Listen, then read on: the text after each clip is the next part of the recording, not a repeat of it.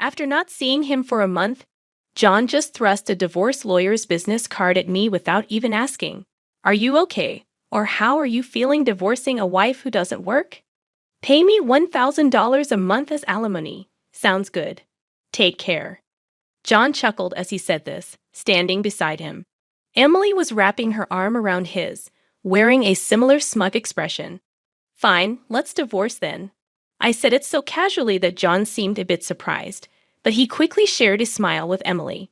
Good thing John isn't much of a thinker. It makes my plan easier to execute. After the divorce papers got approved, I decided to start my revenge plan on both of them. I will make them cry as a celebration of my recovery. My name is Sarah Wolf. I'm a 47-year-old illustrator. I'd also work as a children's book author. I just love drawing. I have two childhood friends, John and Emily. They're important friends to me, and John is also my husband. It all started when John asked me out as I was heading to a different college after high school. I was surprised. I'd thought he was into Emily, but I couldn't say no to a confession from John, whom I had secretly liked. After some thought and consultation with Emily, I accepted John's proposal. Emily's behavior had been a bit problematic since teens, but she was still a dear friend to both John and me. However, Emily had a tendency to snatch other people's boyfriends and then dump them once they became obsessed with her, causing problems time and again. Her parents were concerned, so John and I often spent time with her to watch over her. John and I got married when we were 25, 4 years later. Emily brought her fiancé into our lives. His name was George, a professional working for a top-tier company. Nice to meet you, Sarah and John. I've heard so much about you. Looking forward to our future together.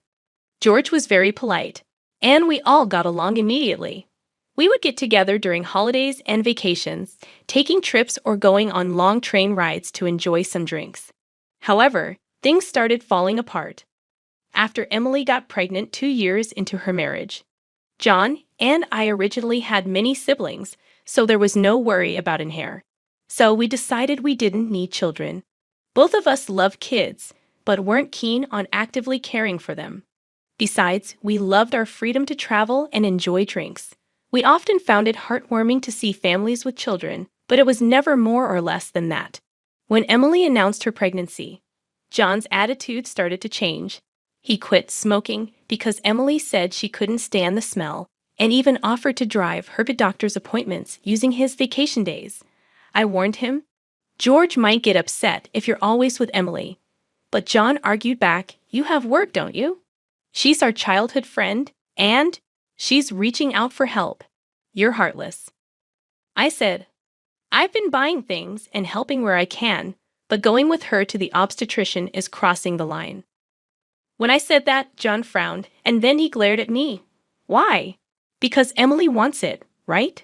She says she's anxious about the checkup. I can't just let her go alone if she's anxious. All the more reason for George to go with her, right? If you go with her every time, it's almost like you're the father of the baby in her belly. John jealous? You're not going to get pregnant anyway, so what's the problem?" He didn't take my concerns seriously, and instead started to snap, saying I was being annoying. We had hardly ever had a fight during our marriage, but things changed when Emily got pregnant. Our arguments increased, and that didn't change even after Emily gave birth. In fact, John started spending even more time with Emily and their child, Emma. But when Emma was 6, an incident occurred. It had to do with the attendees of Emma's graduation ceremonies. The day before the graduation, John suddenly started rummaging through the closet. "John, what are you doing? Have a meeting tomorrow."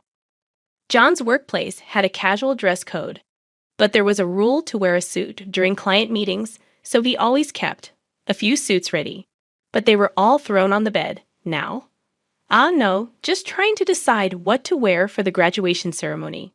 "What? You're seriously thinking of attending the graduation?" "Yeah, George can't make it. Emily asked me." "Wait, that's absurd. No matter how you look at it." I inadvertently raised my voice in denial. Immediately, John's face turned sour. I knew he occasionally picked Emma up from kindergarten, and I had done so myself when asked, Yet it was nonsensical for a childhood friend who wasn't even a biological parent to attend a graduation ceremony. What? You still doubt me and Emily? I'm disappointed that you can't even help out. That's not the point. Point anyway. I'm attending the graduation tomorrow, so iron a shirt properly. John said that and abruptly ended the conversation, leaving me behind and going to the bedroom.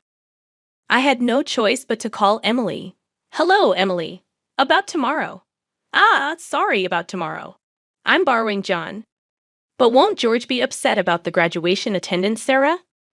What are you talking about? Obviously, I haven't told George that the graduation is tomorrow.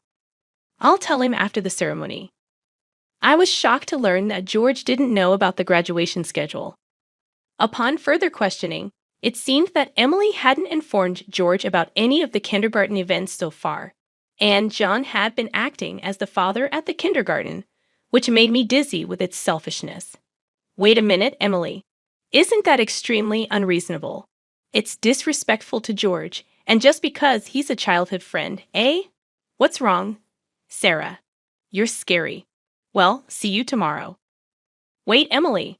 I was trembling with anger at Emily, who unilaterally hung up the phone. Still, in the end, I ironed a shirt, prepared a tie, and the next morning saw John off to Emma's graduation ceremony. Since then, Emily and John started going out more frequently, from once a month to once a week, and then to 3 times a week. Eventually, even George seemed to have some suspicions, and one day, while John and Emily were out, he visited our house alone. I'm sorry for visiting you late at night. There's something that's been bothering me. Is it about the 2 of them? Yes, I would like you to take a look at this.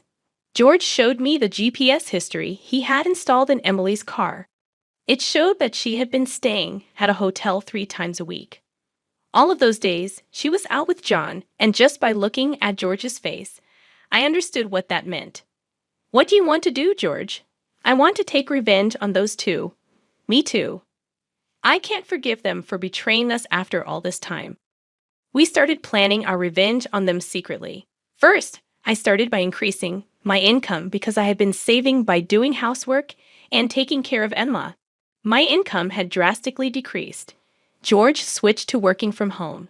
And when Emily and John would go out, he would bring Emma to my house, and we would take care of her together. Neither Emily nor John realized that we knew about their relationship, and we were able to gather solid evidence. Once we had collected enough evidence and were ready to take our revenge, we discovered a shocking truth about Emma. George and I struggled with the decision, but we both agreed that we didn't want to hurt young Emma, so we decided to wait until she was an adult to take our revenge. However, even though we decided to endure for 10 years, I was struck with a serious illness. I needed long-term hospitalization, and even at best, I wouldn't be discharged for at least 2 years. Although I could work from the hospital room, it was certain that I would have to reduce my workload. After informing George about the situation, I consulted John. However, John's reaction was no different from when we were making small talk. I'll visit you once in a while. I felt that John no longer had any affection for me, as he didn't even ask about my condition or the name of the disease. In reality, John only visited once a month or once every 2 months, and after Emma's 15th birthday, she started acting strangely. Although she used to visit me almost every day right after I was hospitalized, she became distant after her 15th birthday. However, neither George nor I could figure out why, and we were puzzled. Even when we asked Emma, she just said, "Don't worry about it." However, we ended up learning the reason from John, who rarely showed up.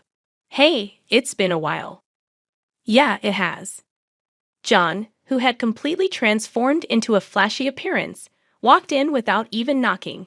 After not seeing him for a month, John just thrust a divorce lawyer's business card at me without even asking, "Are you okay?" or "How are you feeling divorcing a wife who doesn't work?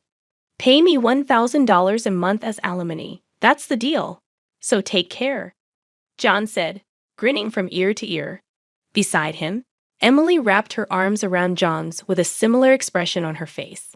"Fine, let's divorce then," I casually agreed, which seemed to surprise John for a moment, but he quickly exchanged smiles with Emily. It was good that John wasn't the type to think too deeply. That's why my plan worked so well. After receiving a notification that the divorce was finalized from John, I decided to start my revenge plan against the two of them. I will make them cry as a celebration of my recovery. I promptly started to take action. First, I contacted George to transfer hospitals. Then I informed my lawyer that they would be mediating between the two parties from now on. George also began to act at the same time. He moved near my new hospital with Emma, and he started to visit me frequently. Emma still had a gloomy expression, but I was happy that she came to see me every day. Most of my belongings were already in the hospital room. So I told John to dispose of the rest. I didn't want to bring anything that the two of them might have touched into my new life. Once the hospital transfer and George and Emma's move settled down, I received a call from John. I had only left my seat for a few minutes, but my smartphone already showed 30 missed calls. I answered the phone, feeling exasperated. What? Hey, what the hell is going on? I could hear the voice of a troubled real estate agent behind John's panicked voice. I also heard Emily yelling, which made me feel sick. What do you mean? What's going on? It's obviously about the house. Why do we have to move out? John shouted at me as if it wasn't his fault at all.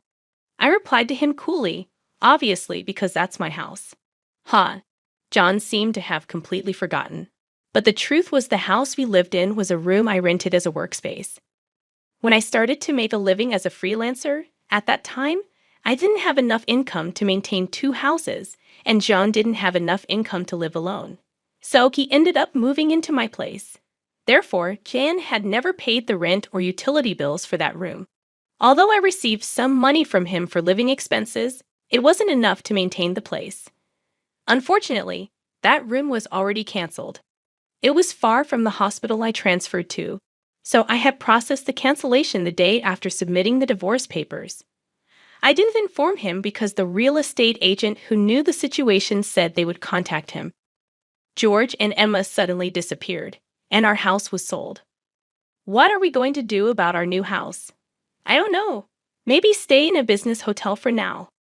As I turned on the speaker and started working, John yelled in frustration, "Don't screw with me." However, he seemed to remember something and started speaking in a more soothing tone. Well, whatever. When will you transfer the money? We're running low on cash. What are you talking about? Huh? Don't mess around. I told you to pay $1,000, didn't I? Oh, I don't recall agreeing to that. My nonchalant response was met with incoherent screaming from John on the other end of the phone. Apparently, he thought he could get money from me and had been squandering it. Even if he had $1,000 left, how did he plan to get by for the rest of the month? Hey, don't just stay silent. Say something. There's really nothing to talk about. My retort left John momentarily dumbfounded, but he soon started yelling again, growing increasingly annoyed. I addressed John in as cheerful a tone as I could muster. Anyway, we're basically strangers now, so please don't contact me anymore. You'll hear from my lawyer. Huh? Lawyer? Hey, wait a minute. I hung up without listening to John's response. He tried calling back several times, but I ignored it, and eventually the calls stopped. However, angry that I didn't answer, John started ignoring calls from my lawyer. He certainly had a childish side, but I never imagined he'd be the kind of person who didn't mind causing trouble for others. I sighed deeply at John's selfishness. A few months later, after a temporary discharge from the hospital, I visited John's parents' house. In front of me were John and Emily, both looking small and trembling. You telling my parents is a low blow. Oh, I just reported that we got divorced. Jan glared at me in response to my answer, but he shrank back under his father's stern gaze. Actually, I had a great relationship with my in-laws, even visiting and dining with them when John wasn't around. Despite being so well-loved, I felt it was wrong not to share the details of our divorce. So I went to visit them. Is it true that you're remarrying Emily? Yes, it's true. True. Emily, Emma, and I are going to start over as a family. What are you talking about? Your only family is Sarah. She's not my family anymore. John's words made his father frown with a look that seemed to say, "Give me a break." John shook his head a few times, then handed me a piece of paper. It was a bill from a nearby luxury hotel. "What's this?" "It's the bill from the hotel we stayed at." John, acting as if it was obvious, pointed at the bill on the table, then suddenly collapsed. "Oh, what the heck, Mom? I didn't raise you to be like this." My mother-in-law, gasping for breath, was met with a look of disbelief from John. Next to him, Emily wore the same expression. "Why are you so angry? It's just that the family is changing because I'm getting married. Plus, you'll have a grandchild, a blood-related one at that. Aren't you happy? You two didn't." My mother-in-law, looking as if she couldn't believe what she was seeing, glanced at Emily, then turned her gaze to me. Both my in-laws understood that I didn't want children and still treated me as their own daughter. Of course, they treated Emily, my childhood friend, similarly. But there was always a boundary between a daughter-in-law and a friend. I remembered Emily often complaining about that. So I was certain my mother-in-law wouldn't be happy about this situation, and Emily should have known it too. "You dote on Emma, right? It'll be your grandchild, so you'll be happy, right? It's because she's a child I've known since she was little." "Oh, but half of her blood is from John, right?" Even after all this, Emily, showing no sign of remorse and acting as if she couldn't understand the problem, gave me goosebumps. At that moment, someone who had been silent until now spoke up. "Enough already. It's disgusting, huh?" Emma, who had been playing with her smartphone in the corner of the room, spoke to Emily without looking up. The room fell into a stunned silence. "My dad is the only one I consider my father, whether we're related by blood or not. He's the only one. But you know, John has always been the one to attend your school events. I heard everything from Dad, how he was always informed of the event dates after they were over. How eventually even the events themselves were kept from him. But Dad always said I was his daughter, so I am his daughter, and I will never be yours." Emma glared at Emily as she said this. Then, sitting beside me, she switched to a more concerned tone. "You know, when I found out about this, I thought you would hate me. But Dad said that wasn't the case, so I came here today. Emma, I love you so much. You were so kind to visit me every day while I was in the hospital. I was really happy, Sarah." Emma, perhaps relieved of her anxiety, teared up and hugged me tightly. It might indeed be a child resulting from an affair between John and Emily. Yet it's a child I've taken care of for 15 years. There's no way I don't have affection for her. Speaking of which, Emily, weren't you curious why I wasn't surprised when I found out Emma is John's daughter? Ah, Emily looked startled. Before she could speak, a new person entered the room. We knew from the start, 10 years ago actually. George suddenly appeared. Understandably so, as she had recently unilaterally demanded a divorce, citing irreconcilable differences. "I was shocked when you mentioned divorce." "Oh, and, unfortunately, you're not divorced yet. The divorce papers are still here. Didn't you notice?" "What?" I figured it wasn't in Emily and John's nature to confirm things, but I couldn't help but be stunned that Emily, despite the 100-day waiting period for women to remarry, hadn't noticed for months. So, Emily is still my wife, and Emma is still my daughter. Well, since there won't be a wife, though. Wait, what do you mean? A 15-year-old can choose their parent. That's not true. Emma wants to be with Mom, right? Emily said that and looked at Emma. Emma frowned at Emily and held my hand. Emily was speechless at that and glared at me. Then, John suddenly burst into laughter. "So that's what it is. You two are together, huh? But too bad. Isn't it impossible to live on George's salary alone? Can you stop making weird assumptions? Also, it seems George earns double the amount you think. Emily knows about it, huh? It's probably a bluff. A lol. Besides, it's impossible for you to work while dealing with your illness. You'll just die miserably somewhere."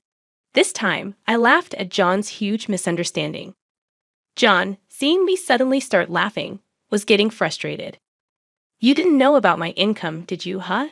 It's probably just a bit more than a part-time job." "No, it's different. My annual income is $500,000, huh? John's eyes and mouth were wide open in shock. Emily was also stunned. In fact, over the past 10 years, I had become a popular children's book author, and my income had skyrocketed from essays, interviews, and the like. Moreover, a film adaptation is planned soon, so my income is skyrocketing. Liar. Oh, do you want to see this? I said that and showed Emily my bank account screen. It clearly showed a large amount of money being deposited every month. Emily was at a loss for words when she saw it. Sarah, let's make up, huh? What are you saying? Emily was furious at John's words. Blinded by the money, I watched them blankly and then opened my mouth. Well, if you want to get married, feel free. Oh, and I'll definitely take the compensation for damages, Sarah. Wait, Sarah. Ignoring John's words, I took Emma's hand, and after saying goodbye to my in-laws, I left their house. John originally worked at my father-in-law's company, but it was revealed that he was lying about going out for sales, and he was fired. My father-in-law planned to forcibly put him on a friend's fishing boat and work him to the bone. Working on a fishing boat was tough for an indoor-loving John, and he contacted me several times. But each time, I notified my father-in-law, and eventually, the calls stopped. Emily lost custody to George and got divorced. She seemed uninterested in John, who couldn't afford luxuries and didn't seem to chase after him. She was disowned by her family and lived alone in a rundown apartment. She hadn't worked at all since getting married, and since she had always made others do things for her, she couldn't do anything herself. And there were hardly any places that would hire her as a full-time employee. Still, she had to pay for her living expenses and child support, so she worked multiple part-time jobs and barely made ends meet. After entering high school, Emma worked hard every day to study abroad and go to a prestigious university overseas. Being originally diligent, her dream is to translate my picture books and deliver them to children all over the world, which makes me happy. As for me, my picture books are selling well, and I am receiving more and more offers for anime adaptations and merchandise. My illness is also progressing well, and although I am still hospitalized, my doctor recently told me that I might be able to leave the hospital next year. And one more thing, George and Emma come to visit me every day. Actually, George recently confessed to me with remarriage in mind. I haven't given my answer yet, but I can't help but have feelings for him. He said he wants to live together when I leave the hospital. While thinking about what to answer, I work on my picture books every day, hoping for a happy future for us. I weave stories again today.